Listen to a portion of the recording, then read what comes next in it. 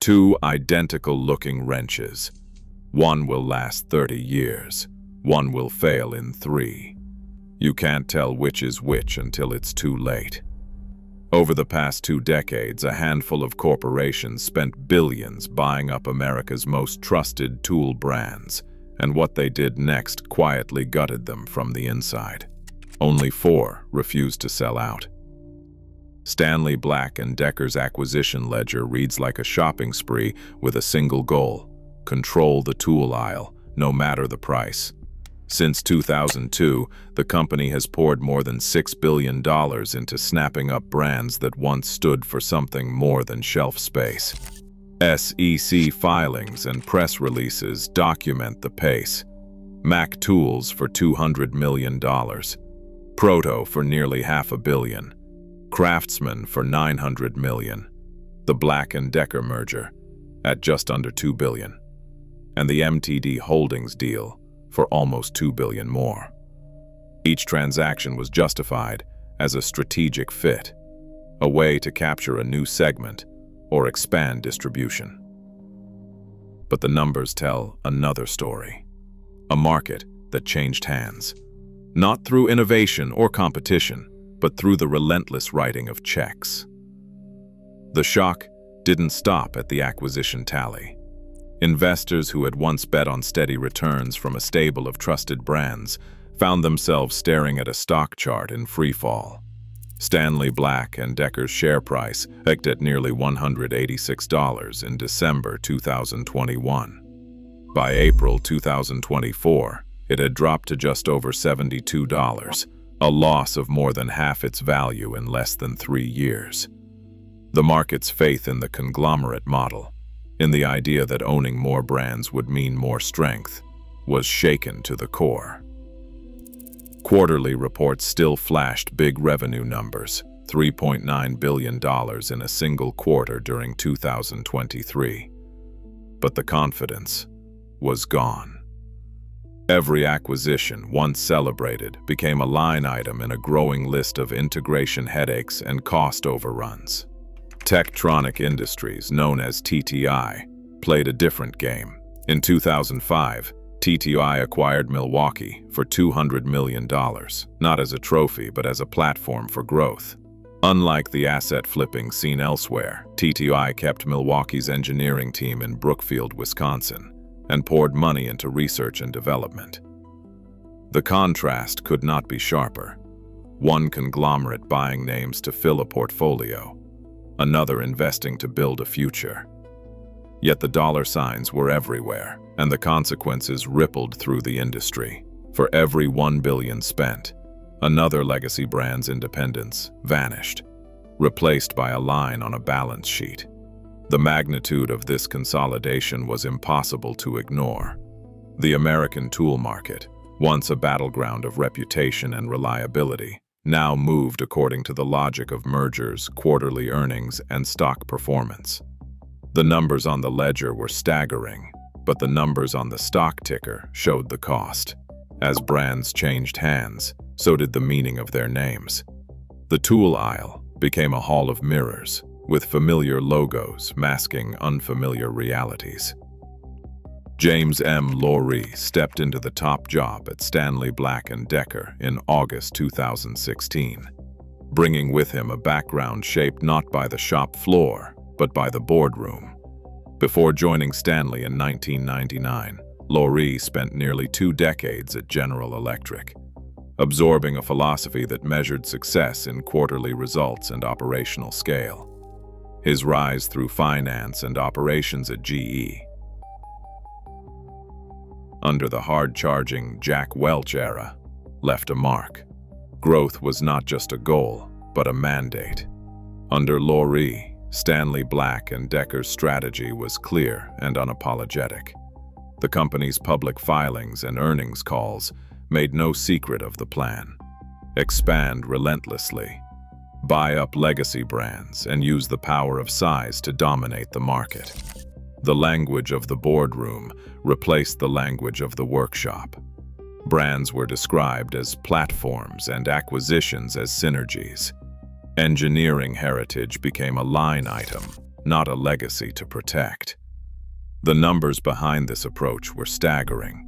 In the second quarter of 2023 alone, Stanley Black Decker reported $3.9 billion in revenue.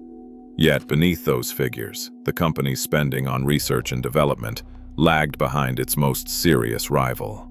While Tektronix Industries invested $206 million into Milwaukee's R&D in 2019, Stanley Black Decker's reports showed a pattern of cost management and integration, not reinvestment in engineering. The focus was on extracting value from acquired brands, not on building the next great tool. Lorie's leadership style favored consolidation over innovation. The acquisition spree was not a byproduct of market forces, but the result of a deliberate policy to buy out competitors and centralize control.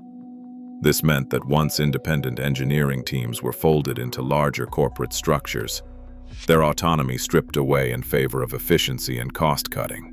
The old promise that a tool's name stood for something built to last was replaced by a new reality. Brand names could be bought, sold, and managed like any other asset. The contrast with TTI's approach to Milwaukee could not be more stark. Where TTI preserved Milwaukee's engineering base in Brookfield, Wisconsin, and poured resources into product development, Stanley Black Decker's model treated R&D as an expense to be contained. The result was a widening gap between brands that continued to innovate and those that became hollow shells. Their reputations leveraged for shelf space, but not for substance. For tradespeople and serious buyers, the consequences were personal.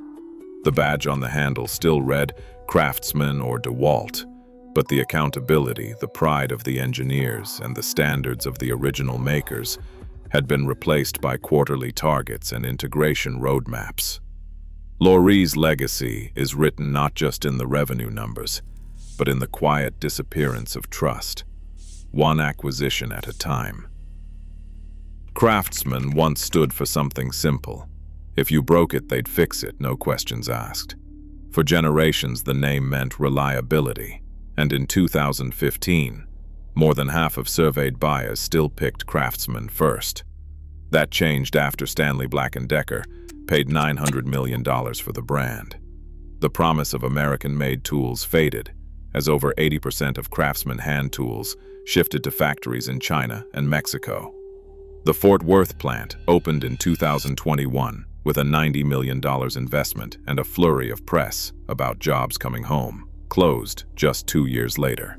The layoffs left more than 100 workers without answers, and the brand's consumer consideration score slid from 57 to 47%. Contractors who once relied on the lifetime warranty found themselves fighting over replacements and waiting weeks for repairs. The badge on the handle stayed the same, but the trust was gone. Porter Cable's story is quieter but no less bitter. After its acquisition, the brand's product catalog was slashed by 40%. Models that had earned their place on job sites disappeared, replaced by stripped-down versions aimed at the weekend hobbyist. Revenue fell by nearly a quarter as professionals moved on, and longtime users reported tools that overheated and failed under pressure. What was once a top choice for serious work had become a shadow of itself, sacrificed to make room for higher-margin brands in the same corporate stable.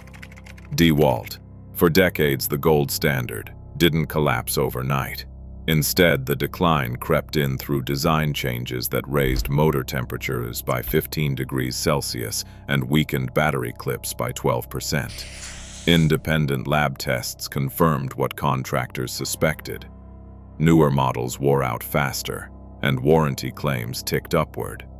By 2024, DeWalt had retired entire product lines like Power Detect and FlexVolt Advantage, quietly shifting focus while Milwaukee surged ahead in the professional market. The story is clear. When a brand becomes just another asset, the accountability that built its reputation walks out the door. Some names still mean what they always did, and the proof is in the numbers, not nostalgia. At number 4, Milwaukee's rise isn't a fluke. After TTI acquired the company in 2005, Milwaukee's Brookfield engineers stayed put while R&D spending surged. In 2019 alone, TTI invested over $200 million in Milwaukee's research, fueling a surge in patents and the creation of the M18 and M12 cordless platforms. That investment paid off. Milwaukee now claims 38% of the professional cordless market, outpacing every rival in the field. Number 3. Snap-on never left the hands of the people who use their tools for a living. With more than 1,800 franchisee-run tool trucks on the road and 3 major U.S. plants, Snap-on's model is built around direct service and loyalty. The company's revenue has grown at a 15% annual clip for over a decade, driven by specialty tools and a network that delivers repairs and replacements straight to the job site. For mechanics and technicians, the badge still means accountability. Klein Tools takes the second spot, holding firm as a family-run business since 1857. Nearly all Klein hand tools, over 90%, are made in 8 U.S. plants, with the 4th generation of the Klein family still at the helm. In recent surveys, 71% of electricians picked Klein as their top choice for pliers and screwdrivers. The preference isn't about advertising. It's about tools that survive real work. At the top, Knipex and Wera, 2 German holdouts, show what happens when a brand refuses to compromise. Knipex produces 167 types of pliers in its own factory, and together with Wera, the companies export 650 million euros in tools each year. Their names appear at the top of durability rankings across Europe and the US, not because of marketing, but because the tools perform again and again. In a market crowded with familiar names and fading reputations, these 4 stand as proof that investment, craft, and accountability still win. Today, a familiar logo means less than ever, but the consequences are real. When brand names outlive the standards they once guaranteed, trust is the true casualty. The aisle looks unchanged, but the contract between maker and buyer is broken. Now every purchase is an act of due diligence.